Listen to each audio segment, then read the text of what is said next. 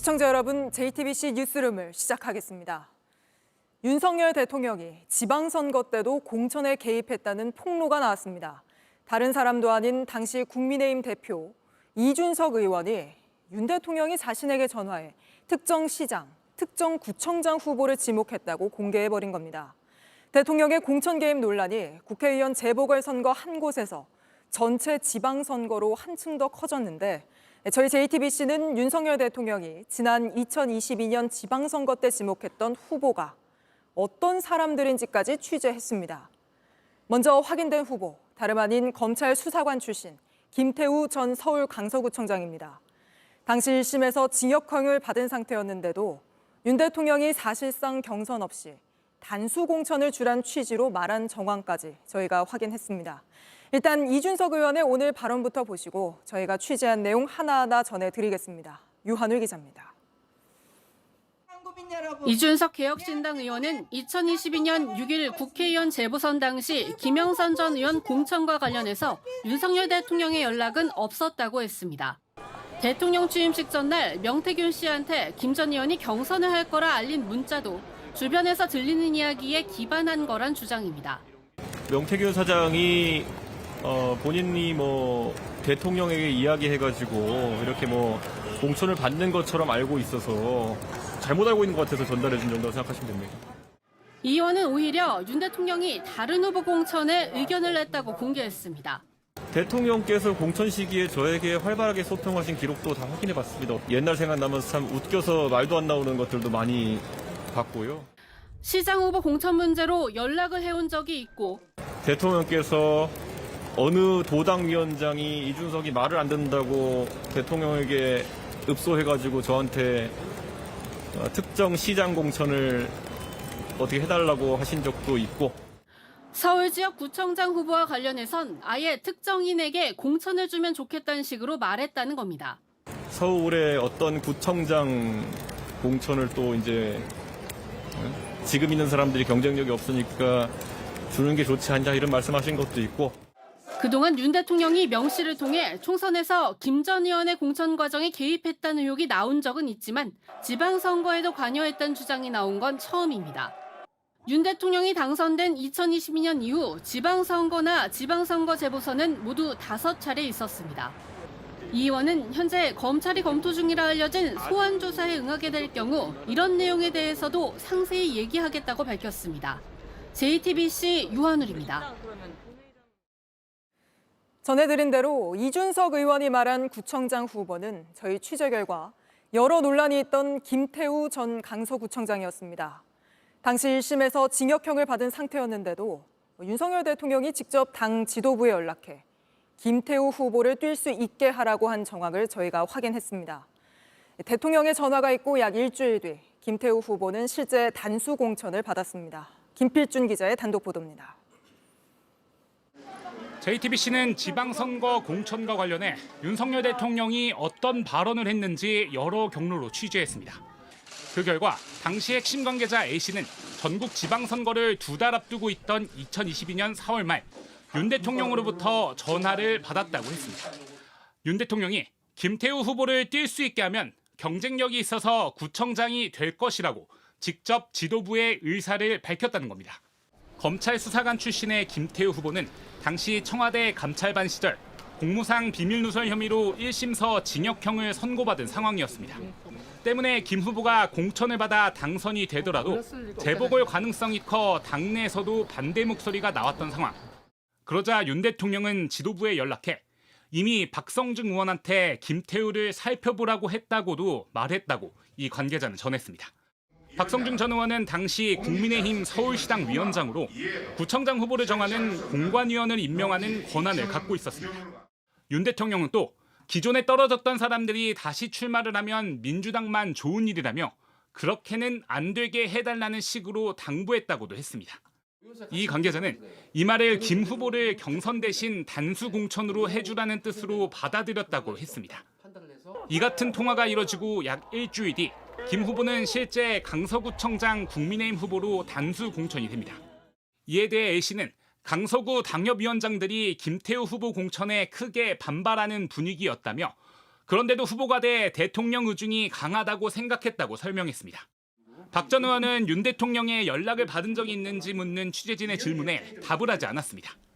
이에 대해 대통령실은 일방적인 주장일 뿐이란 입장인 것으로 전해졌습니다. JTBC 김필주입니다. 이렇게 1심에서 징역형을 받고도 단수 공천된 김태우 전 구청장은 결국 대법원에서 형이 확정돼 임기를 1년도 채우지 못하고 물러났습니다. 그 때문에 보궐선거가 열리게 됐는데 윤석열 대통령이 광복절 특사로 사면 복권해줬고 당은 보궐선거 원인 제공자에게 또 공천을 줬습니다.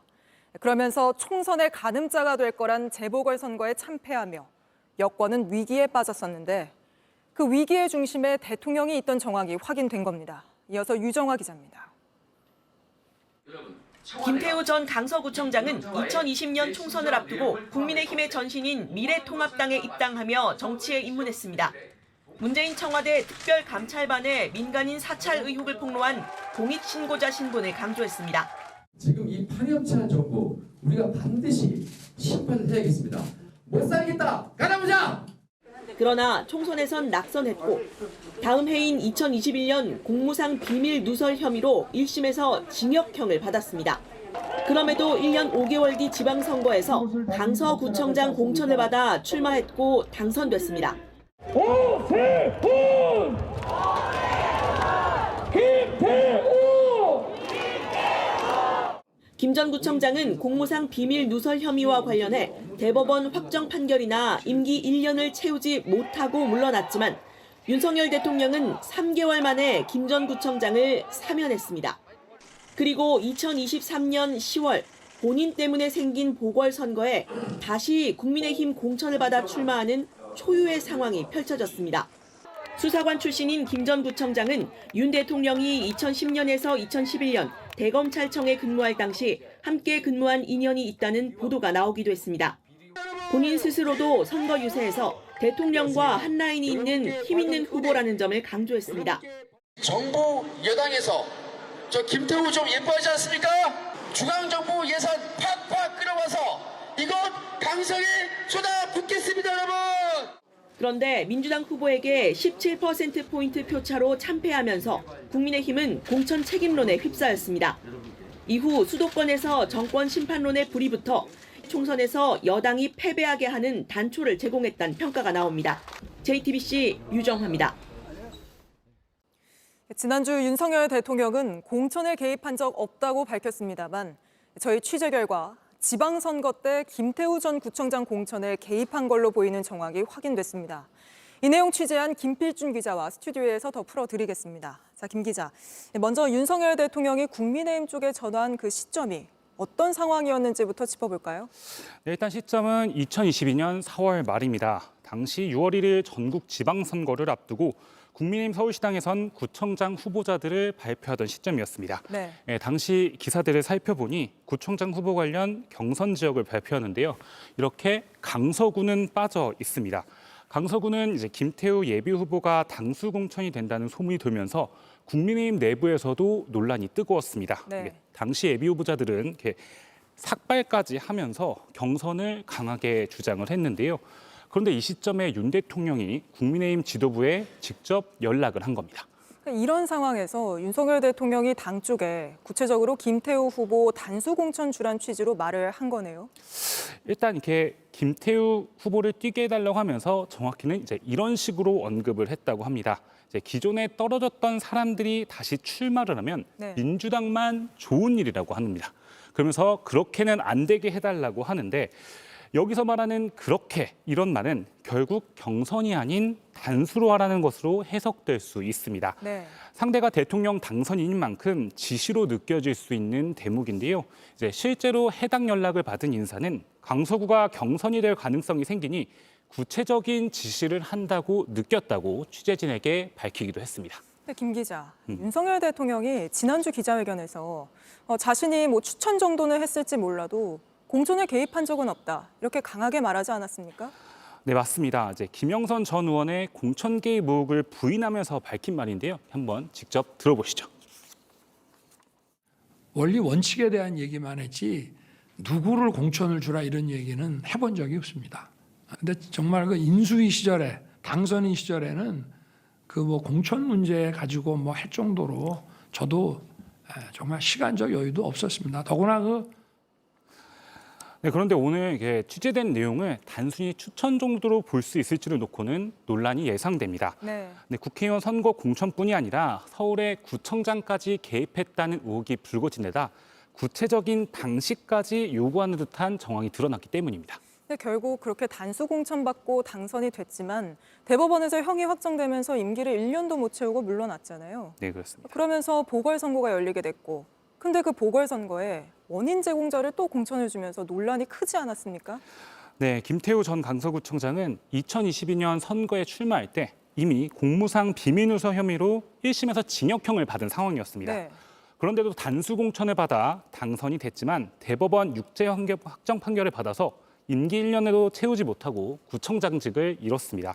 하지만 형이 확정된 지 3개월도 안 돼 2023년 광복절 특별 사면을 받았고 같은 해 10월 강서구청장 보궐선거에 출마했습니다. 네, 이게 굉장히 초유의 일이라고 당시에 비판이 컸잖아요. 네, 그렇습니다. 이제 그래서 당시 김 전 구청장 때문에 보궐선거를 치르게 됐는데 김 전 구청장이 다시 또 출마를 하는 게 맞냐 이런 비판이 일었는데요. 결국 김 전 구청장은 패배를 했고 당시 여권에선 김기현 당대표가 물러나는 등 쇄신 요구가 매우 거셌습니다. 그리고 2024년 총선까지 그 여파는 계속됐는데요. 이만큼 김 전 구청장은 여권에서 논란의 핵심이었던 인물입니다. 그런데 그 시장에 윤석열 대통령이 있었던 정황이 저희 취재 결과 확인이 된 거군요. 네, 그렇습니다. 알겠습니다. 이 소식 관련해 저희가 취재한 내용은 잠시 뒤 대통령실 입장과 함께 다시 짚어보도록 하고요. 지금 이 시각 법원에서 김영태균 씨와 김영선 전 의원의 구속영장 심사가 진행되고 있습니다. 바로 법원으로 가보죠. 자, 이자연 기자, 영장 심사 현재 어디까지 진행됐습니까? 네, 아직 진행 중입니다. 명태균 씨는 오늘 오후 2시 반쯤에 법정으로 들어갔는데요. 오늘 김영선 전 의원과 명 씨를 비롯해서 총 4명이 차례로 심사를 받습니다. 그런데 명태균 씨는 맨 마지막입니다. 한 40분쯤 전에요. 6시 10분쯤에 김 전 의원이 마치고 나왔고요. 지금 명태균 씨의 소명 절차가 진행되고 있습니다. 심사 끝나면 일단은 창원교도소로 이동해서 결과 나올 때까지 거기서 대기하게 됩니다. 네, 명태균 씨 모습이 그동안 언론에 보여줬던 모습과는 또 좀 달랐다면서요? 네, 맞습니다. 오늘은 다소 긴장한 모습도 보였는데요. 실제로 명태균 씨는 어젯밤 상당히 늦은 시간까지도 이 변호사와 만나서 그 구속심사에 대비하는 모습이었습니다. 또 오늘도 출석 직전까지 이 변호사와 소명 논리라든지 또 사실관계를 정리했습니다. 그러면서 저희 취재진에게는요, 대통령과 여사에게 인사도 못하고 간다라고 얘기하기도 했고요. 또 가족에게 뭐 잘 받고 오겠다, 걱정하지 말라 이런 취지의 내용으로 통화하는 모습이 포착되기도 했습니다. 그런데 명태균 씨가 오늘 저희 취재진에게요, 가기 전에 SNS에 뭐 하나 공개할까라는 일종의 뭐 농담을 던지기도 했습니다. 또 비슷한 맥락입니다만 명 씨의 변호인 역시도 명태균 씨가 들어가면서 상당히 의미심장한 말들을 많이 하고 갔다 이렇게 전하기도 했습니다. 명태균 씨가 SNS에 뭐 하나 공개하고 갈까라고 했다고요? 명 씨 쪽과 검찰, 법정 안에서 어떤 공방이 오갔는지 취재된 게 있습니까? 네, 일단 명태균 씨의 방어 논리는 크게 두 가지입니다. 먼저 김영선 전 의원의 세비 절반 받은 거, 그거 공천 대가 아니었다는 겁니다. 이건 다 회계 책임자였던 강혜경 씨가 추측한 것일 뿐이다라는 주장입니다. 또 두 번째는요, 그 지방선거 예비 후보자들이 건넸다는 그 돈은 명태균 씨 본인이 받은 게 아니라 김태열 전 미래한국연구소장과 김영선 전 의원에게로 간 것이다. 이렇게 주장하고 있습니다. 그러니까 명태균 씨가 지금까지 이 돈의 흐름을 보면 모든 게 해결된다, 풀린다 이렇게 말해왔거든요. 같은 논리입니다. 그 말의 연장선이라고 보면 됩니다. 그럼 구속 여부는 언제쯤 결정이 날까요? 좀 전에 말씀드린 대로 오늘 4명이 연달아서 함께 구속심사를 받고 있기 때문에요. 예상보다 시간이 늦어졌고 또 심사 자체도 늦어지고 있습니다. 그런 만큼 오늘 밤 늦게라든지 혹은 내일 새벽이 되어서야 이 결과가 나올 것으로 예상이 되고 있습니다. 명태균 씨는 안에서요, 자신이 도주 우려 없고 또 증거 인멸하지 않았다라고 내세우고 있습니다. 진료 기록이라든지 진단서 이런 것들을 제출하면서 다리가 이렇게 아파서 도주할 수 없다 이렇게 얘기하고 있는 걸로 전해지고 있고요. 또 여기에 더해서 오늘 명태균 씨는 가족 사진도 제출을 했거든요. 그런데 이 가운데는 5살 난 막내딸의 사진도 여러 장 첨부가 돼 있었습니다. 이런 가족 두고 어디 도망가지 않는다. 그러니까 구속만은 시키지 말아달라라는 메시지로 보입니다. 네, 알겠습니다. 이자연 기자가 영장심사 내용 전해드렸습니다. 그런데 오늘 영장심사를 받는 김영선 전 의원의 영장 청구서에 검찰은 명태균 씨를 여론조사 업체 운영자로 적시했습니다. 명 씨는 이 업체와 자신은 관련이 없다고 했지만 검찰은 명 씨가 실제 소유주라고 보고 있는 겁니다. 지난 대선 당시 공짜 여론조사를 윤석열 캠프에 제공하고 그 대가로 김영선 전 의원의 공천을 받아온 거 아니냐는 의혹까지 검찰 수사가 확대될지 이한길 기자가 짚어드리겠습니다. 검찰은 김영선 전 의원에 대한 구속영장을 청구하며 명태균 씨를 지역 여론조사 업체의 운영자에 불과하다고 적시했습니다. 이 여론조사 업체는 미래한국연구소입니다. 이런 명 씨를 윤석열 대통령 부부와 이준석 의원 등 정치인들에게 소개한 건 김 전 의원이었습니다. 어찌됐든 명태균 씨도 선거 초입에 여러 가지 도움을 준다고 자기도 움직였기 때문에 명 씨가 지방선거 공천을 받고 싶어하는 예비 후보자들을 만날 때도 김 전 의원이 함께였습니다.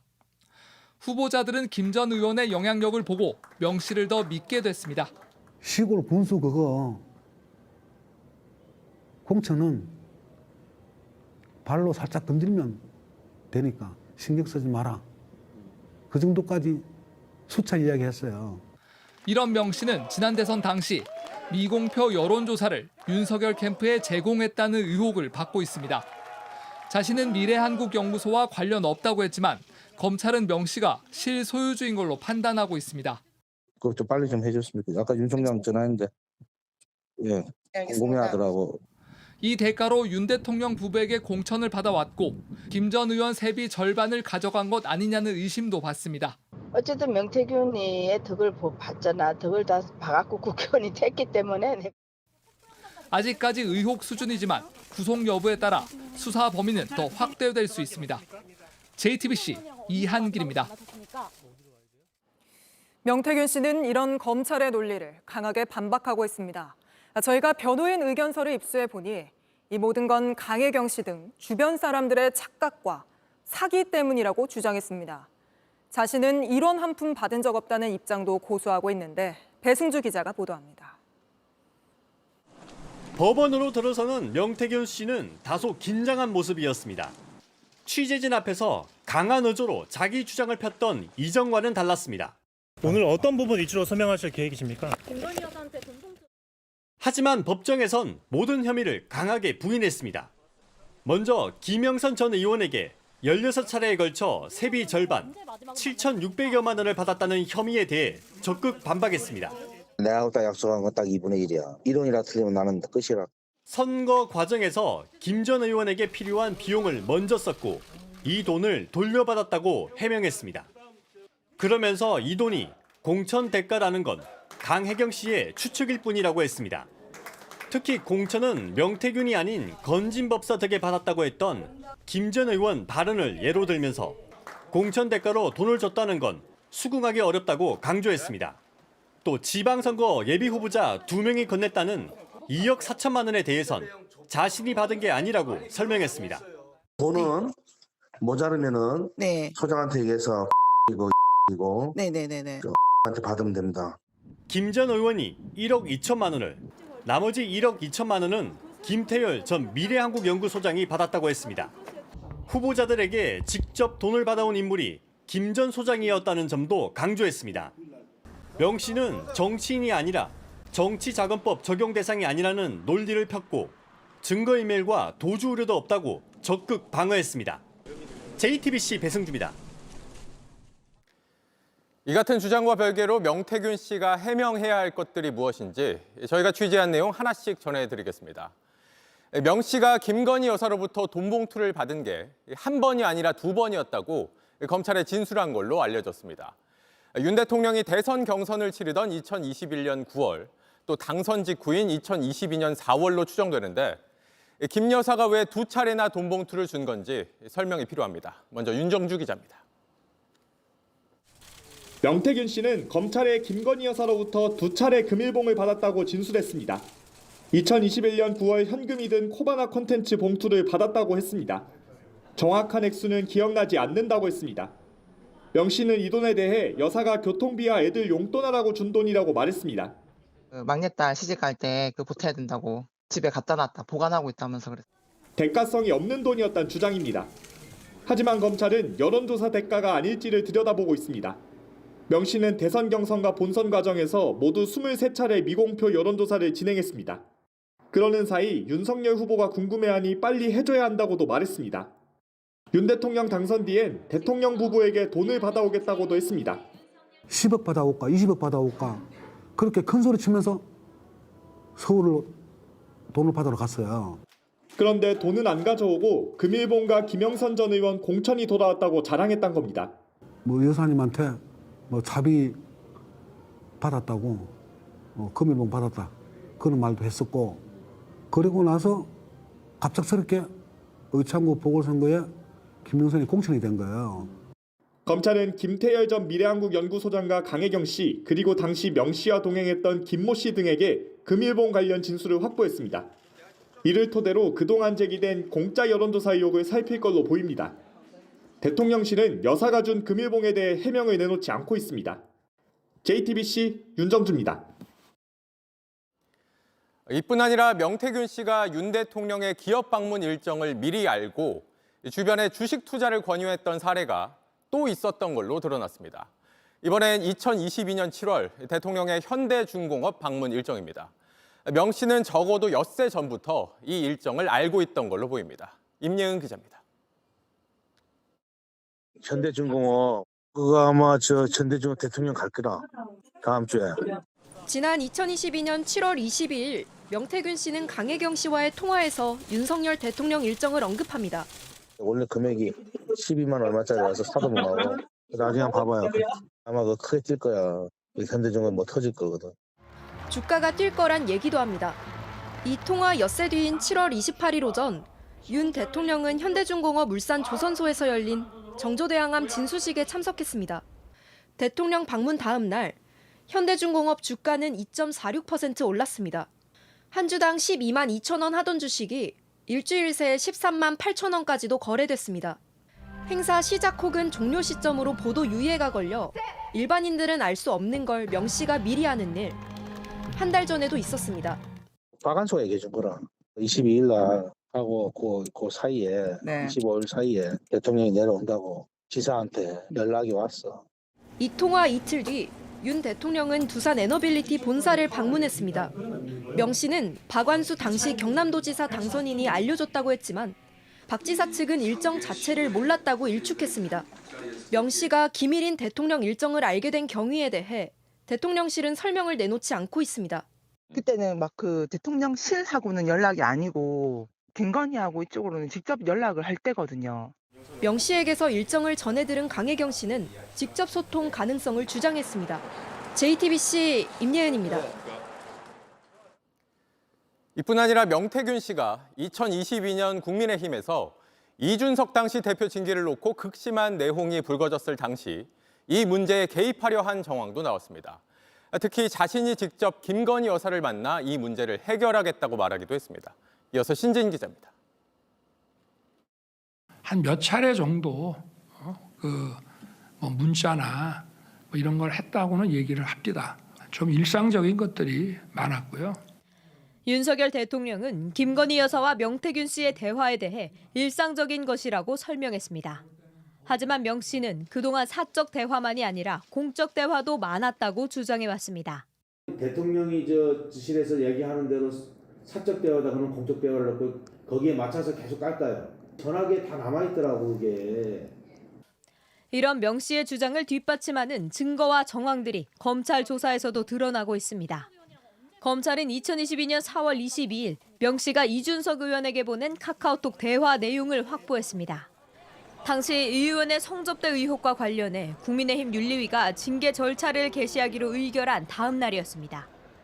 자기 윤리 올라간다 뭐 한다 그것 때문에 막 명사장하고 상의를 해요. 여사님한테 빨리 얘기해 서해야 된다는 등 방어를 하려면 여사나 함성득 교수랑 얘기를 해야 된다고. 명 씨가 김 여사에게 이 의원을 도와달라고 요청하겠다는 취지로 해석됩니다. 검찰은 소환 조사에서 실제로 김건희 여사에게 청탁을 했느냐고 물었지만 명 씨는 기억이 나지 않는다고 답했습니다. 국민의힘 윤리위 징계 결정을 일주일 앞둔 2022년 7월 1일, 명 씨는 또 김 여사를 언급합니다. 이 시기는 윤 대통령 취임 뒤입니다. 내가 저 대통령 마누라하고 사모님하고 저 다 만나갖고 준석이 살려올게. 그런 뒤 실제로 서울로 간 것으로 알려졌습니다. 사적 대화를 했을 뿐이라던 해명과 달리 명 씨는 공천 관련 대화는 물론 당대표 징계 문제까지 대화했을 가능성이 높아지고 있습니다. JTBC 신진입니다. 네, 한 번이 아니라 두 번으로 밝혀진 금일봉, 또 공짜 여론조사와의 연관 가능성 등과 관련해서 이 취재 기자와 좀 더 짚어보겠습니다. 강버들 기자가 나와 있습니다. 자, 강 기자, 이 명 씨가 김건희 여사에게서 받은 이 금일봉이라고 표현한 돈, 일단 두 번을 받았다는 건데 이게 여론조사 대가로 의심되는 이유가 있는 거죠? 네, 명태균 씨는 검찰에서 돈봉투 2번 받았다고 진술했습니다. 네. 이 명 씨의 진술과 이 주변인들의 증언을 종합하면 봉투가 오간 시점은 2021년 9월 그리고 2022년 4월로 추정됩니다. 네. 이 시점에 주목을 해야 하는데요. 2021년 9월은 국민의힘 대선 경선 후보가 확정되고 1차 컷오프 결과가 나오고 그리고 또 토론회들이 이어지던 때입니다. 네. 명 씨는 이 9월에만 4차례 여론조사를 진행합니다. 미공표 여론조사를 진행했습니다. 조사 관련 지시하는 명 씨의 목소리 들어보시죠. 네. 그거 좀 빨리 좀 해줬으면 좋겠다. 아까 윤 총장 전화했는데 궁금해하더라고. 네, 윤석열 당시 후보가 궁금해한다. 조금 전에 들었지만 명 씨가 대선 직전에 집중적으로 여론조사를 실시했다는 것도 사실로 드러났잖아요. 네, 2022년 2월 28일부터 선거 전날인 3월 8일까지 매일 9차례 또 여론조사를 했습니다. 네. 이 여론조사 한 번 할 때마다 수백만 원에서 많게는 1,200만 원까지 들었습니다. 이 대통령 당선 뒤에 명 씨는 돈 받으러 서울 다녀오겠다고 했지만 돈은 안 가져왔고요. 대신 4월쯤에 금일봉, 5월에는 김영선 전 의원의 공천을 받아왔다라고 말했다는 게 네. 주변인들의 증언입니다. 뭐 여사님한테 뭐 자비 받았다고, 금일봉 받았다 그런 말도 했었고, 그리고 나서 갑작스럽게 의창구 보궐선거에 김영선이 공천이 된 거예요. 네, 공교롭게도 집중적으로 여론조사를 시행했던 시기마다 이 2차례 금일봉을 받은 점에 대해 검찰은 주목하고 있습니다. 네. 이 돈봉투의 성격이 어떤지는 뭐 밝혀봐야겠지만 이 김 여사와 명 씨가 이렇게 돈봉투까지 주고받았다는 거 그만큼 가깝다는 얘기인데 이 대통령이 기자회견에서 이렇게 설명했단 말이에요. 취임 뒤에는 두 사람이 일상 대화만 몇 차례 나눴다. 그런데 그것과는 좀 달라 보이는 정황을 저희가 조금 전에 보도로 전해드린 거죠. 네, 오늘 전해드린 여사 만나서 이 징계 위기에 놓인 이준석을 구해오겠다고 하는 건 명 씨의 얘기라서요. 실제 이 두 사람이 구명을 위한 대화를 주고받았는지는 확인이 필요합니다. 네. 여사가 이 문제를 두고 명 씨를 만났는지 통화했는지 묻는 질문에 대통령실은 답을 주지 않았습니다. 하지만 여사가 명 씨와 공적 대화를 나눈 건 계속 확인되고 있습니다. 오늘 명 씨 변호인인 김소연 변호사가 공개한 김 여사와 이 명 씨의 텔레그램 대화를 보시면요. 지난달 2일에 저희가 명 씨 전화기에 담긴 문자를 확인한 뒤에 옮겨서 보도해드린 바로 그 내용입니다. 네. 지난 2월 명 씨가 김해 지역구의 김영선 의원에게는 단수 공천을 달라 이 여사가 해결해 달라라고 호소를 하고요. 여사는 단수는 나도 좋다. 하지만 기본은 경선이고 김영선 의원이 약체 후보들부터 포섭해야 한다라고 합니다. 이게 명태균 씨 논란 초기에 나왔던 그 텔레그램 네, 메시지. 저희가 눈으로 확인해서 전해드렸던 내용입니다. 예. 그런데 오늘 실물이 나온 거고요. 그러자 명 씨는 이 대선 때 자신이 몸을 부서져라 도왔다면서 거듭 부탁을 합니다. 네. 이 영부인과 이런 대화를 나눈다는 것은 사실 일반 국민들은 상상하기가 어려운 일이잖아요. 그런데 조금 전 저희가 보도해드렸지만 명 씨가 대통령의 현장 방문 일정을 미리 알았다는 게 또 나왔단 말이에요. 이건 역시도 이해가 잘 되지 않습니다. 네, 대통령 부부가 2022년 7월 28일 현대중공업 울산 조선소에 가는 거는 이 출입 기자들에게도 바로 전날에야 상세한 설명이 있었습니다. 보도는 당일 오전 행사가 생중계될 때부터 이루어졌습니다. 이런 일정을 명 씨가 그 엿새 전에 주변에 얘기하고 주식 급등까지 예고하는 통화 녹취가 나온 겁니다. 앞서 저희는 2022년 6월 22일 두산 에너빌리티 방문도 명 씨가 최소 이틀 전에 미리 알았다는 걸 보도했는데요. 이 기밀인 대통령 일정을 명 씨가 미리 알게 된 경위에 대해 대통령실은 설명을 내놓지 않고 있습니다. 네, 알겠습니다. 여기까지 듣죠. 강바들 기자였습니다. 네, 이런 가운데 세 번째 김건희 여사 특검법이 야당 주도로 국회를 통과했습니다. 수사 대상을 명태균 씨 관련 의혹과 도이치모터스 주가 조작 사건으로 압축했습니다.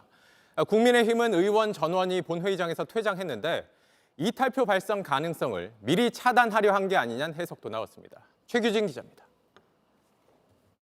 재석 191인 중 찬성 191인으로서 윤석열 대통령 배우자 김건희의 주가 조작 사건 등의 진상규명을 위한 특별검사 임명 등에 관한 법률안에 대한 수정안은 가결되었음을 선포합니다.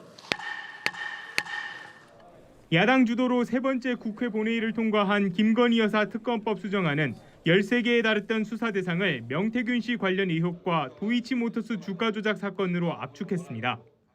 하루가 멀다 하고 김건희 여사와 명태균 씨가 대통령 특별 열차에 동승했다. 김 여사가 명태균 씨에게 돈봉투를 줬다는 등 국정농단 의혹들이 연거푸 쏟아져 나오고 있습니다. 여당 내 이탈표를 유도하기 위해 특검 후보 추천권을 제3자인 대법원장에게 부여하도록 했습니다. 다만 대법원장이 추천한 후보에 대해 야당이 재추천을 요구할 수 있게 한 비토권 조항을 담았습니다.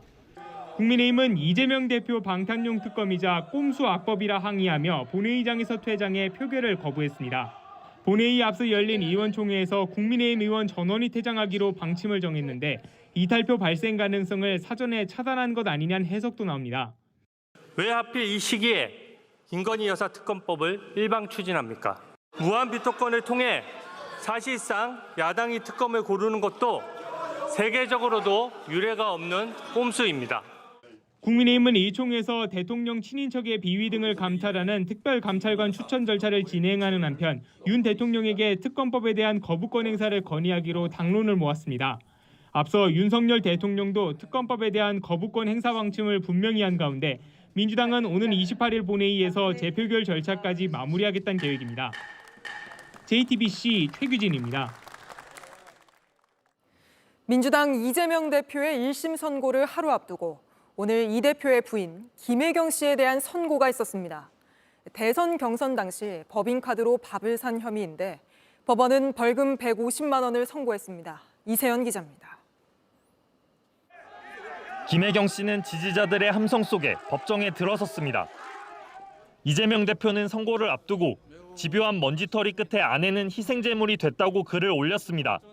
그러면서 죽고 싶을 만큼 미안하고 사랑한다고도 썼습니다. 배우자에 대한 미안함과 응원인 걸로 보입니다. 김 씨는 이 대표가 민주당 대선 경선에 출마한 지난 2021년 8월 전현직 국회의장 배우자들을 만났습니다. 당시 식사 비용 10만 4천 원을 경기도 법인카드로 결제한 혐의를 받습니다. 김 씨는 수행비서 배모 씨가 결제해 자신은 몰랐다고 주장해왔습니다. 법원은 오늘 김 씨에게 150만 원의 벌금형을 선고했습니다. 재판부는 수행비서가 식사비를 결제한 사실을 김 씨가 충분히 인식했다고 보인다고 판단했습니다. 재판부는 그러면서 이런 행동이 선거의 공정성, 투명성을 해칠 위험이 있다고 밝혔습니다. 유죄가 알려지자 법원 밖에 있던 지지자들은 재판부에 항의하기도 했습니다. 김 씨 측은 곧바로 항소하겠다고 밝혔습니다. 검찰이 정황이라고 주장했던 부분에 대해서도 하나하나 밝혀서 진실을 밝혀나가도록. 배우자인 김 씨에 대한 선고 결과가 이재명 대표의 향후 출마에 영향을 주진 않습니다. 다만 아직 수사가 진행 중인 경기도 법인카드 유용 의혹에 대한 검찰 수사가 빨라질 거란 전망이 나옵니다. JTBC 이세연입니다. 이재명 대표의 공직선거법 위반 혐의에 대한 1심 선고도 내일 이뤄집니다. 유력 대선 주자이자 제1야당 대표로서 받는 첫 법원의 판단이어서 정치적으로나 사법적으로나 파장이 클 걸로 예상됩니다. 쟁점이 뭔지 박현주 기자가 짚어드리겠습니다. 현재 이재명 대표가 받고 있는 재판은 모두 4건입니다. 이 가운데 내일 선고가 나는 건 바로 이 대선 허위 발언 관련 공직선거법 위반 혐의입니다. 두 가지 쟁점이 있습니다. 하나는 이 대표가 고 김문기 전 성남도시개발공사 처장을 몰랐다고 허위 사실을 말한 혐의입니다. 이 대표는 당시 김 전 처장의 존재를 인식하지 못했다고 했고 검찰은 두 사람이 함께 찍은 사진을 제시하면서 반박했습니다. 다른 하나는 국토부 협박 때문에 어쩔 수 없이 백현동 용지 변경에 응했다고 거짓 사실을 말한 혐의입니다. 이 대표는 그렇게 느낀 것이고 주관적인 인식이라고 했지만 검찰은 국토부 공문을 근거로 용도 변경은 성남시 판단이었다는 점을 강조했습니다. 선거법은 허위 사실을 공표한 경우 징역 10개월 이하 또는 200만 원에서 800만 원의 벌금형을 선고합니다. 죄질이 약하다고 하면 벌금 70만 원까지 낮아질 수 있고요. 의도적이거나 유권자 판단에 큰 영향을 줬다면 최대 1,000만 원 또는 2년까지 가중됩니다. 당선 무효형의 기준인 벌금 100만 원 이상이 나올지가 관심인데요. 이렇게 되면 의원직을 잃고 5년 동안 선거에 나가지 못하게 됩니다. 지난 대선 선거 보전 비용 434억 원도 다시 돌려줘야 하고 여당의 공세도 거세질 수밖에 없어서 민주당으로선 타격이 큽니다. 100만 원 밑으로 나오면 의원직은 유지할 수 있지만 어쨌든 유죄란 여당과 정치적 무죄란 야당의 대립이 강하게 부딪힐 것으로 예상됩니다. 반면 무죄가 나오면 여당은 정치적 타격이 불가피하고요. 반면 야당은 공세 소위를 높일 수 있게 됩니다. JTBC 박현주입니다. 네, 오늘 포근한 날씨 속에서 수능 시험이 치러졌습니다. 이번 수능은 이른바 킬러 문항은 거의 배제됐고 대체로 쉬웠다는 게 수험생과 전문가들의 공통된 평가입니다. 이희령 기자가 보도합니다.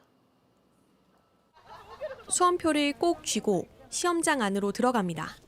힘찬 구호로 따뜻한 포옹으로 응원의 마음을 전합니다. 너무 많이 떨려요. 평소 했던 만큼만 잘 봐서 꼭 대학 가자. 화이팅! 고생했고 좋은 결과 있을 거라고 그렇게 얘기해주고 싶어요. 시험을 마치고 나오는 수험생들. 대체로 쉽게 출제된 지난 9월 모의평가와 비슷하거나 약간 어려웠단 반응이 많았습니다. 6월 모의고사에 비하면 쉬웠고요. 9월 모의고사에 비하면 조금 더 난이도가 있는 선지 난이도 자체가 그렇게 어렵지는 않았고요. 부모랑 좀 비슷했던 것 같고. 한국교육과정평가원은 이른바 킬러 문항을 배제했다고 했습니다. 저희들이 킬러 문항을 완전히 배제하려고 노력을 했고요. 수능 출제 점검위원회의 확인을 받고 문항이 나갔기 때문에 중킬러 문항도 충분히 갈라졌을 거라고 생각합니다. 변별력을 제대로 확보할 수 있겠냐는 지적이 나왔지만 현장 교사단은 그렇지 않다고 했습니다. 이번 수능에서는 공통문항에서 한두 문항 정도 미세 조정을 하여 상위권과 최상위권까지를 변별할 수 있는 그런 시험으로 구성되었다라고. 이번 수능은 의대 증원이 반영된 이후 치러진 첫 시험이었습니다. 이를 노린 졸업생 응시자가 크게 늘어 2004년 이후 N수생이 가장 많았습니다. 시험 문제가 무난하게 출제돼 최상위권 수험생의 대학 지원 경쟁은 특히 더 치열할 걸로 보입니다. 특정 구간대 점수에서는 동점자 발생이 좀 많아지기 때문에 학생들 사이에서 정시 지원에서 상당한 어떤 눈치 경쟁이라든지 이런 부분들이 보다 더 치열해질 수 있는 상황입니다. 이번 수능 시험 성적은 다음 달 6일 발표됩니다. JTBC 이희령입니다. 70대 운전자가 탄 차량이 어린이 보호구역에서 갑자기 인도로 돌진하는 사고가 났습니다. 이 사고로 신호를 기다리던 행인 한 명이 다쳤고 함께 있던 반려견이 목숨을 잃었습니다. 최현수 기자입니다. 한 여성이 반려견과 함께 횡단보도 앞에서 신호를 기다립니다. 차 몇 대가 지나간 뒤 흰 연기를 내뿜는 차가 빠르게 달려옵니다. 갑자기 인도로 방향을 바꾸더니 반려견이 서 있던 신호등을 그대로 들이받습니다. 여성은 털썩 주저앉아 반려견을 껴안습니다. 우리에게 아직 숨 쉬고 있는데 잠깐만요. 어제 오전 11시쯤 서울 가련동에서 70대 운전자가 인도로 돌진했습니다. 주변에 초등학교가 2군데나 있는 어린이 보호구역이었습니다. 사고차는 형체를 알아볼 수 없을 정도로 구겨졌습니다. 소리가 팡 소리가 나면서 그 여자분이 소리를 질렀어요. 완전 박살났죠. 연기 나고 너무 세게 박아가지고. 반려견 주인은 크게 다치진 않았지만 함께 있던 반려견은 그 자리에서 숨졌습니다. 사고 현장엔 누군가 갖다 둔 국화꽃 한 송이만 남겨져 있었습니다. 70대 운전자는 마약이나 음주를 한 정황은 확인되지 않았습니다. 급발진을 주장하진 않은 것으로 파악됩니다. 경찰은 운전자가 갑자기 방향을 틀어 속도를 낸 이유 등을 조사할 예정입니다. JTBC 최현수입니다. 오늘 충전 중이던 전기차에서 불이 나는 사고가 잇따라 발생했습니다. 충남 아산시에선 벤츠 차량이, 경기 용인시에선 현대 차량이 불길에 휩싸였는데 모두 국내산 배터리를 쓰고 있었습니다. 정영재 기자입니다. 불 꺼진 아파트 지하 주차장에 뿌연 연기가 찼습니다. 소방대원들은 질식 소화포로 차량을 덮습니다. 또 전기차 화재입니다. 불이 난 차량은 출고 3년 된 벤츠 전기차였습니다. 충전하다 불이 붙었습니다. 너무 그 연기가 가득 차고 냄새가 너무 심해가지고 안 빼고 그냥 1층에서 끝날 때까지 대기하고. 스프링클러가 작동해 큰 피해는 막았지만 잠자던 주민 수십 명이 대피했습니다. 차가 탄 흔적을 보면 배터리가 있는 이 차량 하부에서부터 불이 시작된 모습을 확인할 수 있습니다. 인천 청라 화재와는 다른 모델인데 국내 유명 배터리를 사용했습니다. 2달 전 점검 때도 배터리에 이상 없다는 답을 받았습니다. 한국 배터리 들어간 거랑 이 차가 벤츠라는 것에 대해서 신용은 너무 커져. 사실 저는 지금 좀 충격적이에요. 전기차 화재는 또 있었습니다. 차량 안에서부터 불이 점점 커지더니 결국 폭발합니다. 몇 차례 더 폭발이 이어지며 옆에 있던 차량까지 불길에 휩싸입니다. 오늘 오전 경기도 용인 한 전원주택 지상 주차장에서 난 전기차 화재입니다. 현대 전기차 모델, 이 차량도 역시 충전 중이었습니다. 국내산 배터리를 장착했지만 화재를 피해가지 못했습니다. 지난 8월 청라 전기차 화재 뒤 제조사들은 배터리 정보를 공개하기 시작했습니다. 하지만 문제의 근원은 해결하지 못했습니다. JTBC 전영재입니다. 인천의 자동차 달인을 소개한다는 이 영상. 조회수가 1,000만 회에 달하면서 여기 등장한 공업사 대표는 전국적인 유명세를 탔습니다. 그런데 이 대표가 고객들 차량을 엉터리로 점검하며 폭리를 취하고 불법으로 VIP 의전 사업을 벌였다는 의혹이 제기됐습니다. 이윤석 기자가 취재했습니다. 지상파 방송사 유명 프로그램에 등장한 인천의 한 공업사 대표입니다. 유튜브 조회수만 1,000만에 육박합니다. 아무리 정직해도 생계가 유지시. 장우태 씨는 이 전문가를 믿고 중고차 점검을 맡겼습니다. 엔진 오일 누유라고 하고 운전석에 판금 도색이 있다고 이거는 사고차다. 점검비로 55만 원을 냈습니다. 점검 내용은 엉터리였습니다. 제조사가 일부러 바른 방청유를 누유로 받고 판금도 없었습니다. 이런 피해자가 한둘이 아닙니다. 비용을 71만 원, 무사고 차량임에도 세 곳이 사고 이력이 있다고. 다른 업체는 얼마를 받는지 물어봤습니다. 유관 점검만 하고는 안 받고요. 진단기 찍거나는 비용이 나옵니다. 어느 정도 나와요? 총 2, 3만 원. 공업사 대표인 이 전문가는 자신을 자동차 달인이자 정비사로 소개해왔습니다. 차량을 잘 아는 정비사의 입장에서. 하지만 JTBC 취재 결과 정작 이 대표는 자동차 정비사 자격증이 없었습니다. 네, 근데 본인이 자동차 정비사라고 유튜브에서 계속 정비를 하려면 정비사라고 얘기를 할 수 있지. 가서 자동차 정비사를 책임자 선임은 내가 있으면 이런 걸 할 수 있었나? 이 대표는 렌터카 사업 등으로 영역을 확장했습니다. 사고 났는데 수리도 맡겨주셨기 때문에 포르쉐를 드렸어요, 무상으로. 스포츠 경기를 후원하며 고급 차량들을 이용한 VIP 의전 사업도 시작했습니다. 오토그룹에서 의전 서비스를 해드렸는데 해당 의전 차량 번호를 조회한 결과 영업용이 아닌 개인 승용차였습니다. 의무 보험도 가입되지 않은 상태였습니다. 이 대표는 약 7억 원짜리 고급 승용차를 타고 다니며 유명인들과의 친분을 과시해왔습니다. 막대한 수익을 올리고 또 부에 대한 자랑도 많이 하셨던 것 같아요. 불법 행위로 인한 수익이 큰 경우에 해당하기 때문에 수사기관에서도 조속한 수사를 통해서 이 대표는 직접 해명을 약속하고도 일방적으로 취소하고 취재진이 찾아가자 경찰을 불렀습니다. 선생님 뭔가 이렇게 좀 설명을 하더니 마무리될 것 같은데 아예 그냥 거부하시는 거예요? 말이 안 통해가지고 오지 말라고 한 걸로 알고 있어요. 다른 말만 하는 거는 대표님이세요. 이 대표는 피해자들이 공개적으로 항의하자 환불을 시작했습니다. 문자 메시지를 통해 자신은 자동차 협회 자격증이 있다고 해명했습니다. 성실하게 사업하는 시민이라고도 강조했습니다. 관할 구청 측은 여러 건의 민원 신고로 조사 중이라고 밝혔습니다. JTBC 이윤석입니다. 다시 공천 개입 의혹 관련해 저희가 취재한 내용으로 이어가겠습니다. 윤석열 대통령이 APEC, G20 정상회의 참석을 위해 출국하는 날 윤 대통령이 지방선거 공천에도 개입했다는 주장이 당시 당 대표의 입에서 나오고 저희 취재 결과 그게 김태우 전 강서구청장인 걸로 파악됐습니다. 대통령실의 입장은 뭔지 용산 대통령실 연결해 들어보겠습니다. 자, 강희연 기자, 이준석 의원의 주장이나 김태우 전 구청장 공천에 개입한 정황이 있다는 저희 취재 결과에 대해서 대통령실 입장이 나온 게 있습니까? 네, 아직까지 공식 입장은 없습니다. 윤석열 대통령도 이준석 개혁신당 의원의 주장에 대해서 별도 설명은 없었던 것으로 전해집니다. 오늘 이 의원은 기자들을 만나서 윤 대통령이 지방선거 공천에 개입했다는 취지로 폭로를 하면서도 구체적인 인물이나 시기를 특정하지는 않았는데요.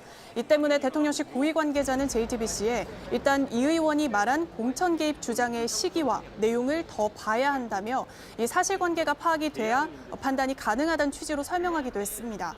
공천 개입 의혹의 당사자로 김태우 전 강서구청장이 지목된 데 대해서도 이 취재진이 질의를 했지만 대통령실은 구체적인 입장을 밝히지 않은 상태이고 다만 내부적으로는 일방적인 주장 정도라면서 평가절하하는 분위기입니다. 평가절하하는 분위기라고요? 윤석열 대통령 오늘부터 5박 8일 중남미 순방에 들어간 거죠? 그렇습니다. 윤 대통령은 페루와 브라질에서 각각 열리는 에이펙, 또 G20 정상회의에 참석하기 위해서 오늘 오전 출국했습니다. 이번 순방엔 김건희 여사가 동행하지 않았습니다. 때문에 윤 대통령은 환송 나온 한동훈 국민의힘 대표를 비롯한 당 지도부들, 또 대통령실 참모들과 악수를 한 채 혼자 전용기에 올랐습니다.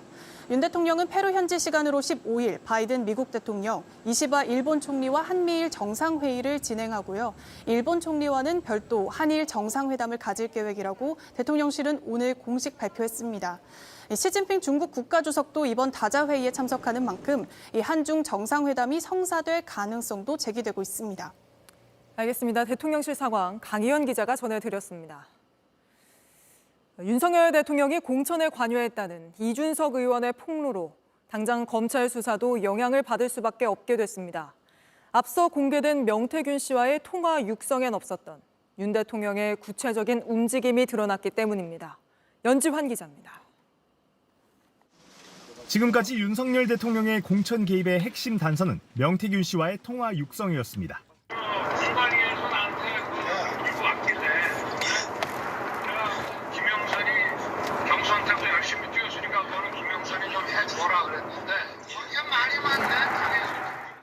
이 통화만으로는 윤 대통령이 공천에 구체적으로 어떻게 개입했는지는 확인하기 어려웠습니다. 윤 대통령도 의견이라면서 공천 개입 의혹을 부인했습니다. 누구를 꼭 공천 줘라라고 그렇게 사실 얘기할 수도 있죠. 그게 무슨 외압이 아니라 의견을 얘기하는 거지만. 하지만 국민의힘 대표였던 이준석 의원의 폭로로 상황이 달라졌습니다. 기초단체장 공천에까지 관여했다는 취지로 주장했기 때문입니다. 이 의원은 검찰 조사를 받으면 당시 일을 자세히 진술하겠다고 밝혔습니다. 공직선거법은 공무원이 지위를 이용해 선거에 영향을 주는 것을 금지하고 있습니다. 여권은 당시 대통령 당선인 신분으로 공무원이 아니었던 만큼 선거법 적용 대상이 아니라고 주장하고 있습니다. 하지만 당선인은 사실상 대통령과 같은 영향력을 가지는 만큼 검찰 수사가 필요하다는 지적이 나옵니다. 이 의원 등이 윤 대통령의 말에 강한 압박이나 위력을 느꼈다고 주장할 경우 당의 공천을 방해한 업무방해의 소지도 커집니다. JTBC 연지환입니다. 전해드린 대로 윤 대통령이 지난 2022년 지방선거에서 검찰 수사관 출신인 김태우 후보 공천받을 수 있게 해달라고 국민의힘 지도부에 말했다는 증언이 나왔습니다. 이 내용 취재한 김필준 기자가 지금 스튜디오에 나와 있습니다. 자, 김 기자. 오늘 처음 의혹을 제기한 건 당시 국민의힘 대표였던 이준석 의원이었습니다. 그러니까 이 의원은 당시 윤 대통령이 지방선거에서 특정 후보를 언급하면서 의견을 전달했다는 거죠? 네, 그렇습니다. 이준석 개혁신당 의원은 자신이 국민의힘 당대표로 있었을 때 윤석열 대통령이 당시 전국 지방선거에 특정 인물을 언급했다는 주장을 내놓았습니다. 직접 들어보시겠습니다. 대통령께서 어느 도당위원장이 이준석이 말을 안 듣는다고 대통령에게 읍소해가지고 저한테 특정 시장 공천을 어떻게 해달라고 하신 적도 있고, 서울의 어떤 구청장 공천을 또 이제 지금 있는 사람들이 경쟁력이 없으니까 주는 게 좋지 않냐 이런 말씀하신 것도 있고. 다만 이 의원은 그게 누구인지 언제 치러진 선거인지에 대해선 구체적으로 밝히진 않았습니다. 네. 하지만 만약 검찰 소환 조사에 응하게 되면 설명하게 될 것이라고도 했습니다.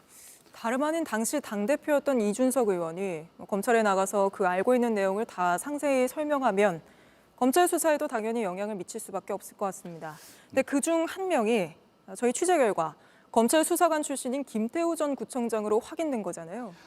네, 맞습니다. 저희가 사정을 할 만한 여권 관계자들을 여러 접촉해 봤습니다. 이제 당시 사정을 잘 아는 여권 핵심 관계자는 네. 윤 대통령, 당시 윤석열 당선인이 김태우를 뛰게 해달라고 말하면서 이렇게 구체적인 지시를 내린 듯한 말을 했다고도 밝혔습니다. 이렇게 해당 연락을 받은 인사는 다른 예비 후보들이 공천을 받지 못하게 김태우 전 수사관을 단수 공천을 주라는 취지로 받아들였다고도 했습니다. 근데 사실 이 김태우 전 구청장 공청을 둘러싸고는 이미 드러난 논란도 거셌잖아요. 네, 그렇습니다. 이제 김태우 전 수사관은 예비 후보 등록 시점에 이미 1심에서 징역 1년 징역형을 받은 상황입니다. 네. 따라서 당선이 되더라도 형이 확정되면 구청장직을 잃을 것이라는 우려가 있었습니다. 하지만 윤 대통령의 연락 이후 공천을 받았고 강서구청장이 됩니다. 그런데 임기 1년을 채우지도 못하고 대법원 유죄 판결로 구청장직을 잃었습니다. 윤 대통령은 이제 3개월 만에 광복절 사면을 했죠. 그리고 본인 때문에 생긴 보궐선거에서 재출마를 하기도 했습니다. 네. 이런 상황에 대해서 당시 김 전 수사관과 경쟁했던 국민의힘 예비 후보의 말을 한번 들어보겠습니다. 없는 얘기 한다고 그런 식으로 다들 얘기했고 근데 그게 실질적으로 이루어지니까 사실 모두 폭망하는 계기가 된 거죠. 네, 이렇게 1심 징역형인데 공천을 받았고 형이 확정이 됐는데 사면을 받았고 이어 보궐선거에 재공천. 네, 결국 보궐선거에서 김 전 수사관이 떨어지면서 여권의 쇄신 요구가 나오는 등 후폭풍이 매우 거셌습니다. 네. 그때마다 도대체 누가 있길래 이런 결정이 나오냐는 의문이 제기됐는데 오늘 취재로 그 뒤에 윤 대통령이 있었던 게 아니냐는 정황이 드러나게 된 겁니다. 이제 해당 의혹에 대해서 김태우 전 구청장에게 입장을 확인하기 위해 수차례 연락을 했습니다. 그러나 김 전 구청장은 기사를 보고 대응하겠다는 입장을 밝혀왔습니다. 알겠습니다. 이 공천 개입 의혹은 저희가 계속해서 취재해서 전해드리도록 하겠습니다. 김필중 기자였습니다. 네, 다음 소식입니다. 트럼프 랠리의 끝은 어디인가? 비트코인이 연일 최고가를 갈아치우면서 9만 달러를 넘어섰고 10만 달러도 머지않았단 말이 나옵니다. 곳곳에서 장밋빛 전망이 쏟아지고 있는데 우려의 목소리도 적지 않습니다. 이지혜 기자입니다. 미국 대선 당일인 현지 시간 5일까지만 해도 비트코인은 7만 달러 선을 밑돌았습니다. 그런데 트럼프의 당선 윤곽이 나오자 비트코인은 그 길로 최고 기록을 다시 쓰기 시작합니다. 단숨에 현지 시간 13일 9만 달러로 올라서더니 한때 9만 3천 달러 선까지 치솟았습니다. 친 비트코인 대통령을 자처한 트럼프가 가상화폐 시장의 규제도 풀 것이라는 기대감 때문입니다. It will be the policy of my administration, United States of America, to keep 100% of all the Bitcoin the U.S. government currently holds or acquires. 정부 효율부 수장에 일론 머스크가 지명된 것도 이런 관측에 힘을 싣고 있습니다. 불필요한 규제를 손볼 이 세 조직은 머스크가 띄운 또 다른 가상화폐 도지코인의 약자 도지와도 같습니다. 트럼프가 비트코인을 전략적 준비 자산으로 삼겠다는 약속을 지키면 비트코인이 50만 달러까지 뛸 수 있다는 관측마저 나왔습니다. I think Bitcoin heads to 500,000. Again, it's a whole different paradigm because it forces every other country in. Countries are already buying it. 다만 신중론도 있습니다. 트럼프 2기 정부가 실제로 규제를 완화할지 또 한 나라의 통화나 다름없는 준비 자산으로 비트코인을 돌릴지는 불확실하다는 겁니다. JTBC 이지혜입니다. 이맘때면 강원도 속초에선 도루묵이 풍년이라 축제까지 열리곤 하는데요. 올해는 어찌된 일인지 어획량이 작년의 절반도 안 되고 도루묵 가격도 2배로 뛰었다고 합니다. 이건 역시 기록적인 폭염 때문인데 이혜원 기자가 현장 취재했습니다. 동트지 않은 새벽, 항구로 배 한 척이 들어옵니다. 이른 새벽 방금 도착한 배에서 어민들이 그물을 끌어올리고 있습니다. 도루묵은 제철인데 새벽 내내 조업한 양이 이 정도로 한 상자의 절반도 채우지 못했습니다. 혹시나 하고 지금 매일 다니는 겁니다. 기름값도 비싸고 하다 보니까 저렇게 잡아가지고 계속 지금 적자 운영을. 지난주 동해안의 도루묵 어획량은 76톤으로 작년의 절반도 안 됩니다. 한때 연 7,000톤 넘게 잡혔지만 매년 급감하고 있습니다. 결국 어민들이 조업을 포기하기도 합니다. 근데 오늘은 내척이더라고요. 예. 평상시에는 많이 잡힐 때는 뭐 한 10대 척 정도 이렇게 돼요. 지금은 뭐 워낙 안 나다 보니까 배 숫자도 많이 줄었고 그렇고. 20마리에 10,000원에서 20,000원 하던 위판 가격은 자연스레 2배 넘게 뛰었습니다. 자, 그러면 자, 47,000원. 비쌀 때한 6만 원까지 간 적이 있어요. 매년 여는 도루묵 축제, 올해는 특히 비상입니다. 손님은 계속 오는데 물량은 적고 가격은 올랐기 때문입니다. 10분의 2? 한 판에 15,000원 하던 게 지금은 뭐 35,000원, 4만 원을 받아야 되니 손님이 좀 부담스러워해요. 너무 미안하죠. 이런 부담 탓에 축제 규모도 줄었습니다. 7팀이 했어, 작년에는.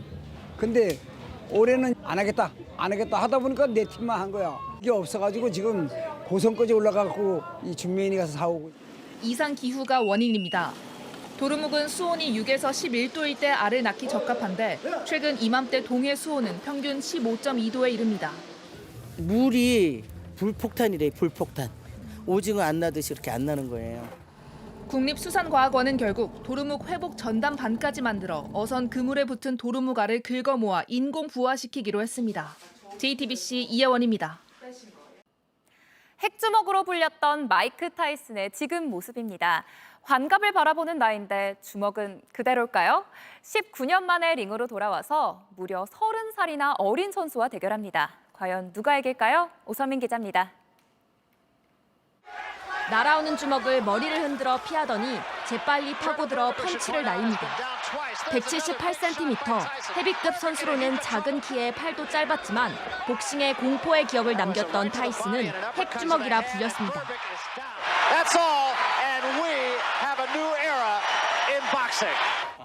20살의 헤비급 역사상 최연소 챔피언에 올랐고 1980년대 복싱 황금기를 함께했습니다. 논란의 복서이기도 했습니다. 마약과 술에 빠지고 강간 혐의로 복역하고 파산하며 링 밖에선 추락을 거듭했습니다. 선수로선 2005년이 마지막이었습니다. 어느새 58, 19년 만에 다시 글러브를 꼈습니다. 이번엔 이벤트 대결입니다. 맞붙을 상대는 2천만 구독자를 보유한 유명 유튜버 출신 프로 복서. 타이슨보다 30살 어립니다. Yeah, it's cute. You know, I fear no man. I'm not gonna lose. 지난 7월 열릴 예정이었던 경기는 타이슨이 위궤양 발작으로 쓰러지면서 연기됐습니다. And I started training. I said, what thinking of? And I finished the process. And now the fight's the party. 이번 대결은 우리 시간으로 토요일 오전 미국에서 열립니다. 한 라운드당 2분씩 8라운드까지 치러지는데 나이 든 타이슨의 핵펀치가 여전할지에 관심이 쏠립니다. I'm tougher than I believe I was. 타이슨은 내 아이들에게 나는 아무것도 아니라면서 아버지가 특별하다는 걸 알게 될 것이란 말을 남겼습니다. JTBC 오선민입니다. 뉴스룸 저희가 준비한 소식은 여기까지입니다. 시청해주신 여러분 고맙습니다.